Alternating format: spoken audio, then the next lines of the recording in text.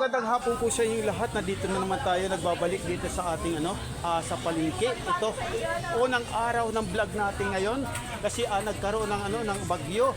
Ngayon napakaganda ng panahon. So ngayon nandito yung aking isang kasama. So kumusta naman yung yung kalagsagan ng lakas ng ulan? Medyo binahan ng konti, medyo tumasang mga gulay. Mga gulay. So hanggang saan ba pagtaas ng tubig dito sa palengke? Medyo nagkabinti lang. Hanggang 20. Hanggang 20. So ngayon, yung mga yung mga gulay natin ngayon, nagtaas ba o nagbaba? Medyo tumaas. Bakit epekto sa ulan? Ayan. So ngayon, ano ba natin pupuntahan natin ngayon? Bibili po tayo ng kalamansi. Kukuha ng kalamansi. Yan. Ito yung kalamansi, oh. Ayan. Yan ang pinapipilahan kasi dito siguro napakamura ng kalamansi.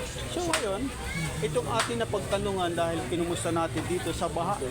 Kasi kahapon, mga ilang araw yata, 2 araw, kasagsagan ng baha. So ngayon dito, makikita nyo, napakalinis na. Halos wala ng tubig kasi kumbaga na tuwan. So ngayon, ito yung aking isang sangkay nandito. So sana, huwag natin kalimutan itong aking unang vlog sa araw na ito. I-follow nyo, i-like nyo, i-share. Maraming salamat po. Bye!